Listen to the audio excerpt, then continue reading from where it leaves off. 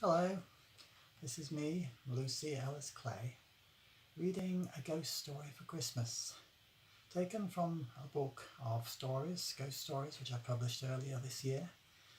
The book is called And Yet Another Kiss and is available both in paperback and as an ebook on Amazon and all other places.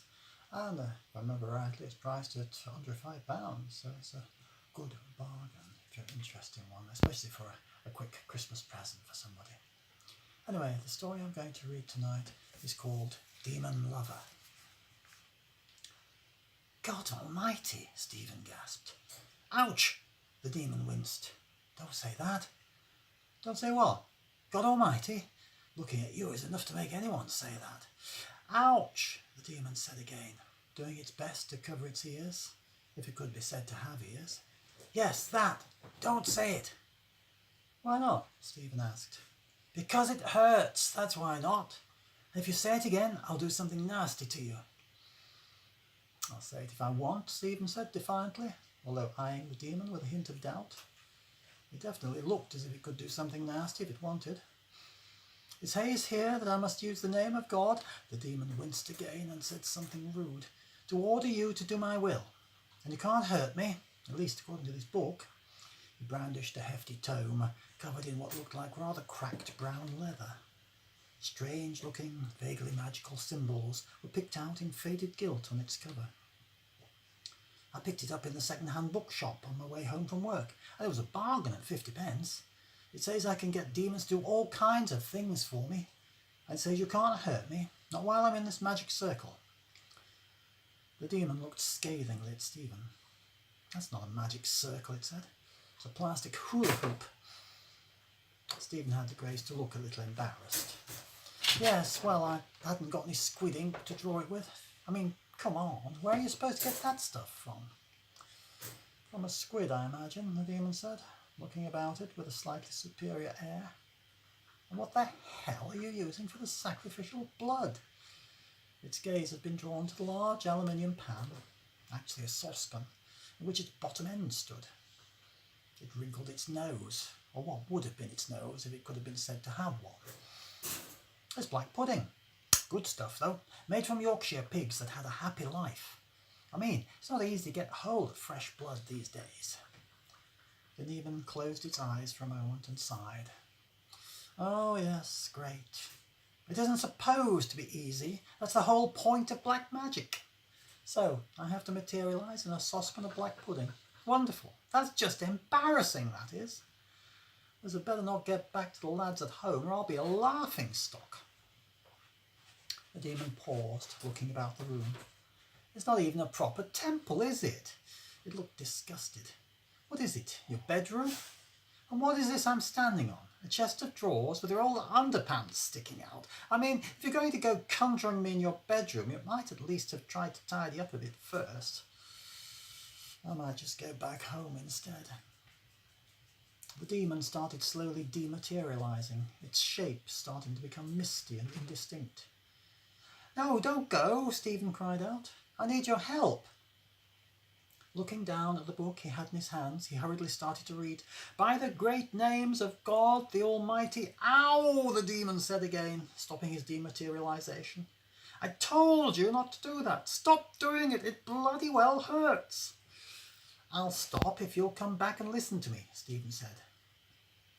The demon reluctantly began reforming what passed for its body over the pan of black pudding. What do you want? He demanded grudgingly. It didn't give the impression of being a happy demon. I want you to help me get this girl I fancy, Stephen said. Oh, how bloody unusual. The demon cast its eyes towards the ceiling. I mean, like nobody ever asked me to do that before. I do get bored with all the same old stuff all the time. It's always, I want this girl, or I want loads of money. Wouldn't you like something different? Well, I suppose loads of money would be okay as well, Stephen said thoughtfully. We can talk about that later. For now, the main thing is to get me into Tracy's pants. And who's Tracy? Asked the demon. Come to that, who are you? It's not very polite, you know, calling me up without a by your leave to do your dirty work, and not even having the decency to introduce yourself. Tell me your name first, Stephen said. Why, don't you know who you were trying to call up? What passed for the demon's face took on an expression of something like mingled puzzlement and disgust. It's usual in these matters to decide which of us you want, seeing as we all have different special powers. According to this book, you're supposed to be Igrael, who has power over women, as well as other things, Stephen said. But you're supposed to look like a unicorn with a dragon's tail. Well, the demon said, so what? Well, I don't want to upset you, but you look like a sort of slug, Stephen said, with one ear like a donkey, and God only knows what that thing is where your tail would be. Ouch, the demon said again, doing a kind of angry little dance as best it could in its saucepan of black pudding. It certainly looked angry. Will you bloody well stop doing that? I've told you, it hurts when you say that name. And anyway, I can't say you look all that wonderful yourself. You're not going to win any prize in a beauty contest, are you? There's no need to be insulting, Stephen said, looking offended. It's Sunday. I don't shave on Sundays. It gives my face a day off. I should give it a permanent day off if I were you, the demon said unpleasantly. And if you say that name again, well, I've warned you once already. No? And what are you going to do about it? Stephen asked with a grin. Slime me? His confidence seemed to be growing. The demon looked huffy. This isn't Ghostbusters, it said. Anyway, in terms of appearance, we have many possible forms, depending on how we feel. Whatever that stupid book of yours says, and you caught me by surprise while I was having a bath. Well, tough, Stephen said. Whatever you look like. How about it? Tracy and me, I mean. Can you do it? Do what? Make this girl fall in love with you? Stephen shrugged. I don't care if she's in love with me or not. I just want to get into her pants. I want her to fling her arms around me and take me to her bed and tell me she wants us to be together forever. Is that all? The demon said, nastily. Yes, Stephen said. Easy, the demon said, snapping what would have been its fingers if it hadn't presently looked like a slug. On Monday evening, when Tracy got home from work, she brought Stephen with her. They sat beside one another over dinner, and then he accompanied her upstairs to her bedroom.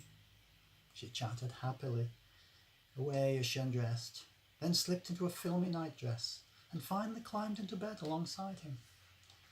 He found himself a little squashed on one side by the pile of cuddly toys with which she shared her bed, but she drew him close as she flung her arms about him. You're so lovely, she said. I want us to be together forever. It was just as he'd asked the demon to arrange. She snuggled close. I'm so glad I found you, she murmured. When I saw you sitting at the table at lunchtime, I was so amazed you should be there alone. It kind of felt as though you were waiting for me. I just had to bring you home with me. She rolled over to turn off the light. Oh, you're so lovely.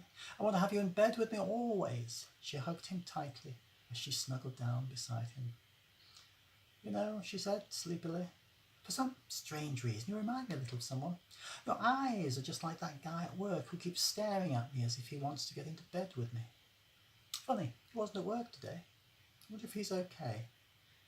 It's a pity, really. If he ever asked, I'd probably go to bed with him, she murmured, giggling sleepily, as she cuddled up to her new pink fluffy pig. And that's the end of that particular story. The book contains both serious ghost stories and some more humorous ones. I hope you enjoyed it, and if you choose to buy the book, that's great. Otherwise, may I just wish you a very happy Christmas and a wonderful new year with lots of wonderful new things coming into your life. Okay, Lucy Ellis-Clay signing off. Bye.